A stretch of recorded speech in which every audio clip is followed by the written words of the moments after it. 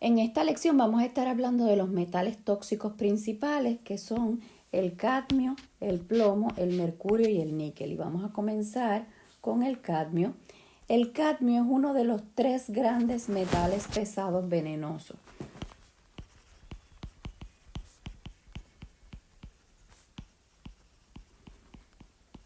Junto con el mercurio y el plomo. ¿Okay? Los 3 grandes metales pesados venenosos, los que son bien importantes en la toxicología, son el cadmio, el mercurio y el plomo.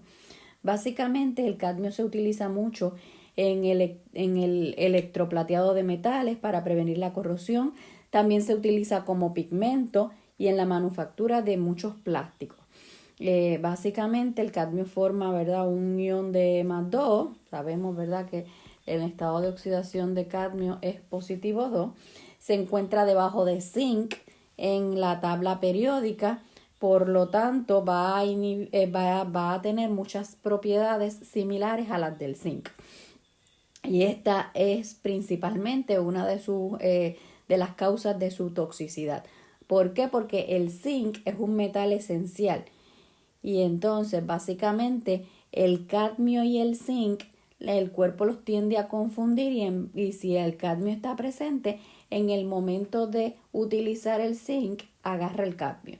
Y ahí es que viene la toxicidad. Así que la toxicidad del cadmio se debe en parte a la similitud que tiene con el zinc debido a que sustituye al zinc en muchos procesos esenciales. Y al sustituir al zinc en esos procesos esenciales, esos procesos no ocurren de la manera en la que se debe, ¿verdad?, en la que deben ocurrir. Básicamente la exposición al cadmio por lo general va a ser a través de la comida o en lugares de trabajo y a través del humo del cigarrillo. ¿Okay? Que no lo anote ahí, pero el humo del cigarrillo es una fuente bien importante del cadmio. La vida media del cadmio en humanos es de 20 a 30 años, así que una vez entra el cadmio al organismo, se tarda muchísimo en salir y eso es una de las, ¿verdad?, de los problemas principales también de la toxicidad del cadmio, que al tener una vida media tan larga, si continuamos con la exposición, pues básicamente vamos a tener siempre cadmio en el organismo. En términos de toxicidad aguda del cadmio, ¿verdad?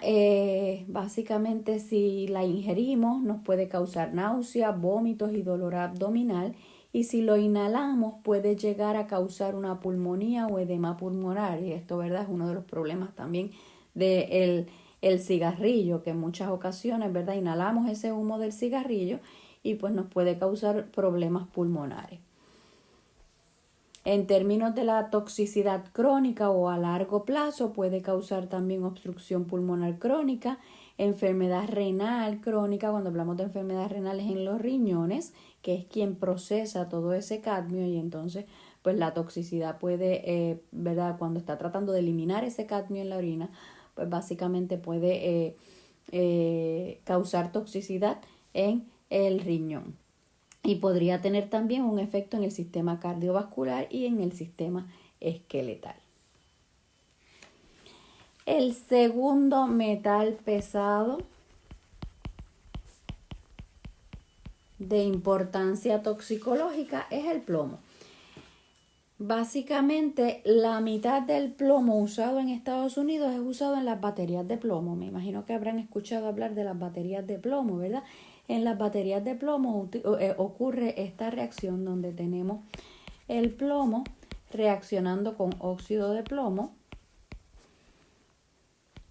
y ácido sulfúrico para producir sulfato de plomo y agua. Básicamente, cuando está de esta manera la sustancia, la batería está cargada,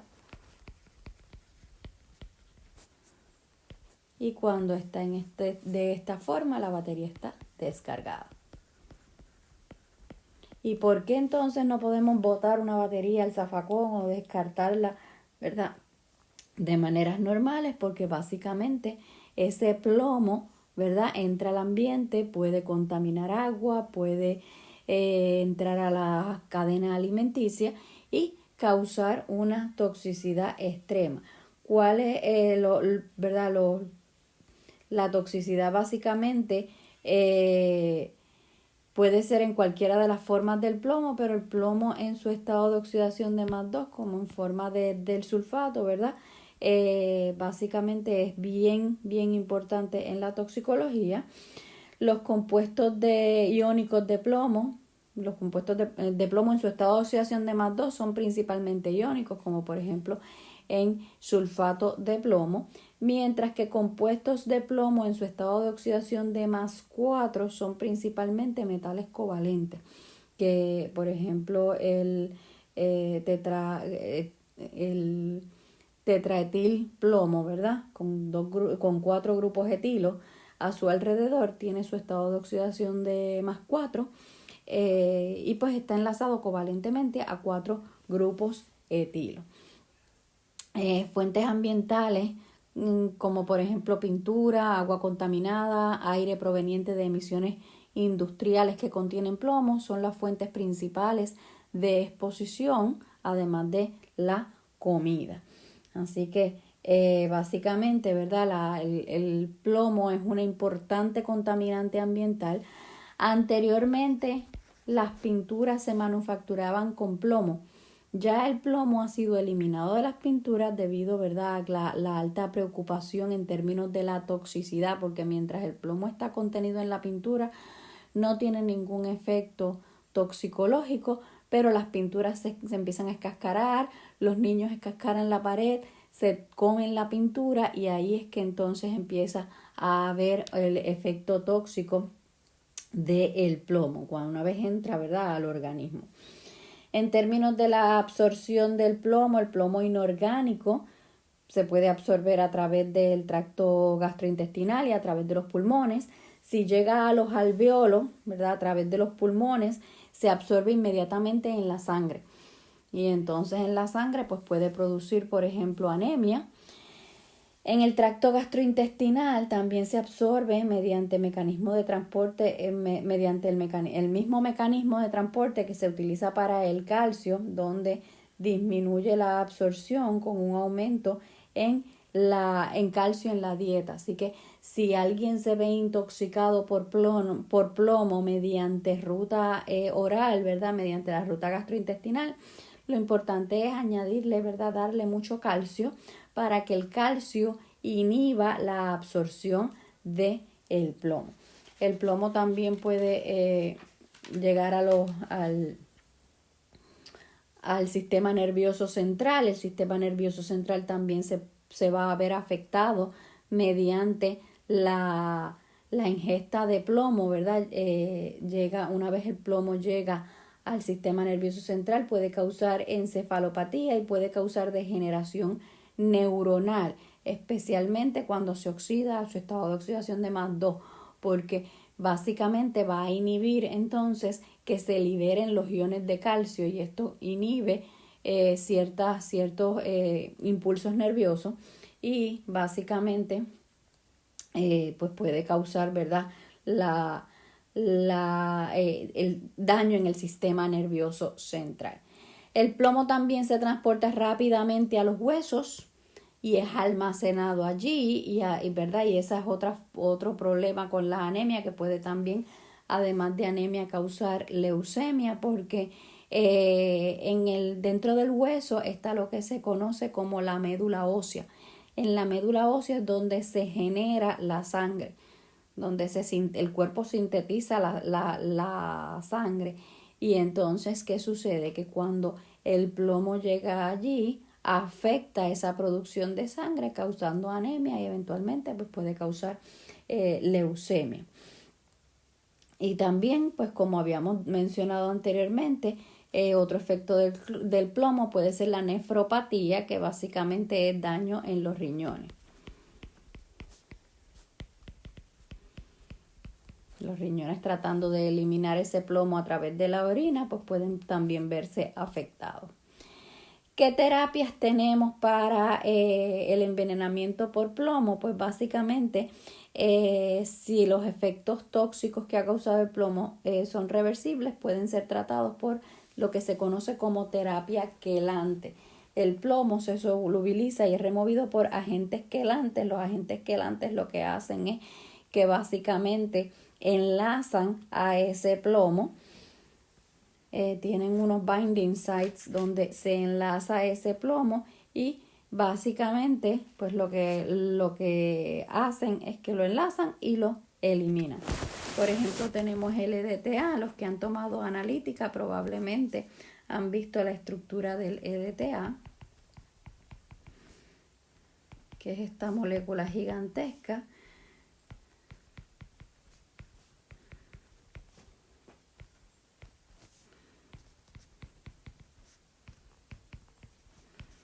que tiene 4 grupos de ácidos carboxílicos a sus extremos.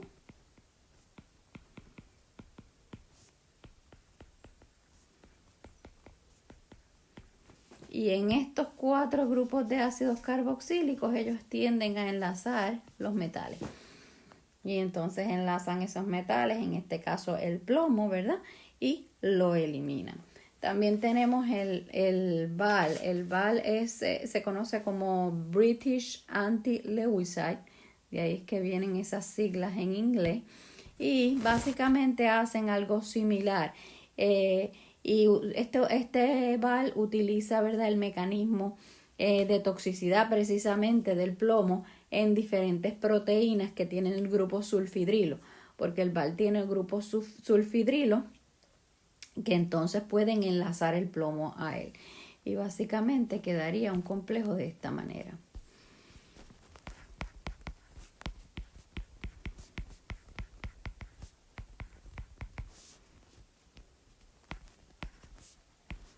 Básicamente esto es el BAL con 2 grupos sulfidrilo que entonces me van a enlazar a el plomo y a su vez el plomo se va a enlazar a otra molécula de BAL.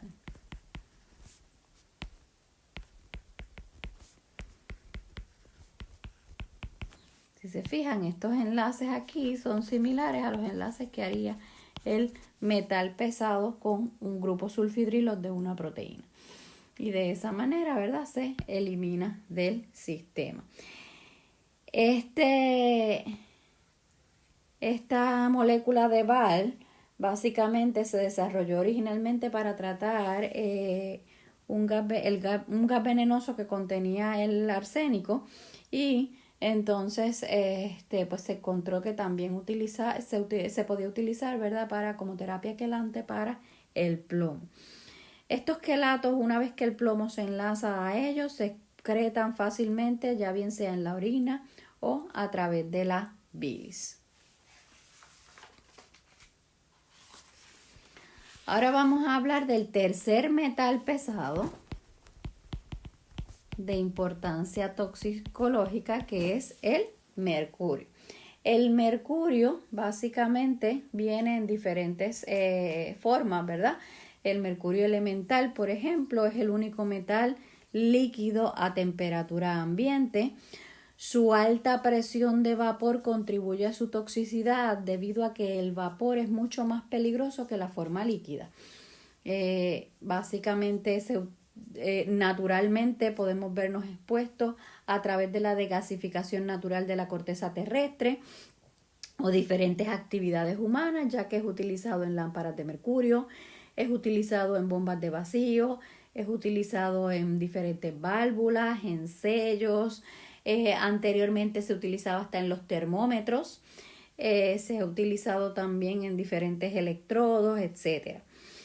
Cuando hablamos de compuestos que contienen mercurio, ¿verdad?, pueden tener diferentes aplicaciones. Por ejemplo, el óxido de mercurio, que tiene mercurio en su estado de oxidación de +2, se utiliza en una celda seca en electroquímica. Los que han tomado analítica pues probablemente hayan escuchado hablar de las celdas secas de Rubén Mallory. También en los electrodos de Calomel, que básicamente es un electrodo de referencia que se utiliza también en electroquímica. Esto para las personas que han tomado ya analítica probablemente han escuchado de este tipo de electrodo.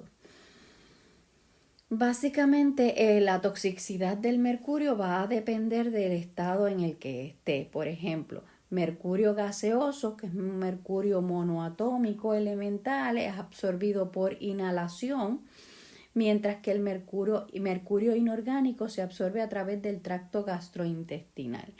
Y verdad, la manera en la que se absorbe, pues va a influenciar grandemente en la toxicidad que tenga el mercurio.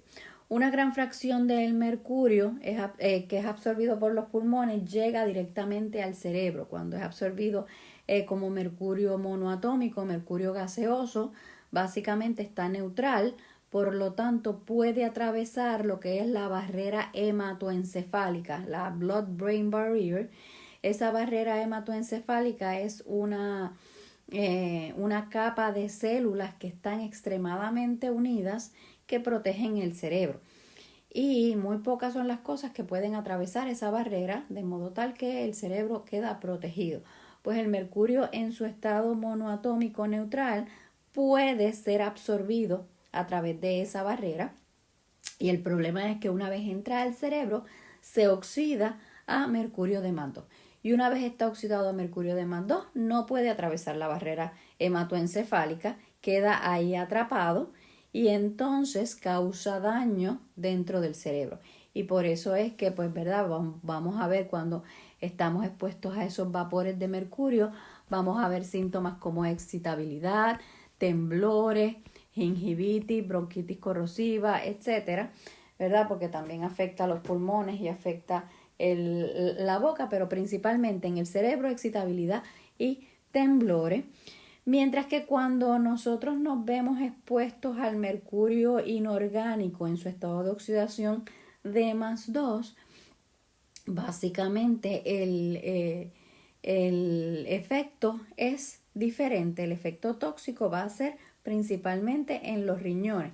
Ese mercurio tiende a acomodarse en los riñones, tiene alta afinidad por grupos sulfidrilos, tanto en proteínas, enzimas, en la hemoglobina, en la albúmina, y entonces, pues básicamente, ¿verdad? Me va a afectar principalmente a los riñones cuando los riñones tratan de eliminarlo. ¿Cuáles son los efectos principales, verdad, del mercurio en el cerebro? Pues antes de pasar a el mercurio en el cerebro puede causarme temblores, puede causar inestabilidad emocional. Una persona que de momento empieza a ser bien tímida, empieza a tener insomnio, empieza a tener irritabilidad, depresión, puede ser un efecto de exposición a vapores de mercurio que hayan podido entrar al cerebro. Esto, ¿verdad? Estos síntomas se pueden deber a que una vez entra al cerebro, ¿verdad? Causa daño en esa barrera hematoencefálica y en las áreas del cerebro que controlan las emociones. Mientras que en los riñones, ¿verdad? Los riñones, como les dije, son el órgano principal afectado por el mercurio en su estado de oxidación de más 2, y una exposición crónica a mercurio en este estado químico, ¿verdad? Puede causar lo que se conoce como proteinuria. Otros efectos tóxicos pueden ser calambres abdominales, sangrado y necrosis en el tracto gastrointestinal, shock y hasta un colapso circulatorio. El metilmercurio es la forma más importante del mercurio en términos de su toxicidad. Básicamente, cuando tenemos el mercurio enlazado a un grupo metilo, básicamente la exposición principal al metilmercurio es a través del consumo de pescado, ya que los peces tienden a bioacumular el metilmercurio. El metilmercurio es bien lipofílico, así que se acumula, ¿verdad?, en el tejido graso del pez. El pez no lo metaboliza, se queda ahí. Cuando consumimos ese pez, entonces estamos consumiendo también ese metilmercurio. El metilmercurio, ¿verdad?,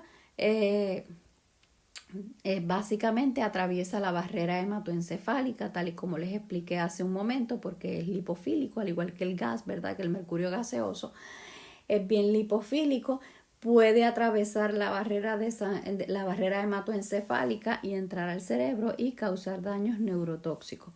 Pero también es bien importante en términos de la toxicidad en fetos de madres expuestas durante el embarazo. Por eso se dice que las mujeres embarazadas tienen que tener mucho cuidado con el pescado que consumen. Y hay ciertos pescados que no deben consumirlos o deben controlar, ¿verdad?, su consumo durante el embarazo, porque al igual que son neurotóxicos y cruzan la barrera hematoencefálica, también se absorben a través de la placenta y llegan a los fetos.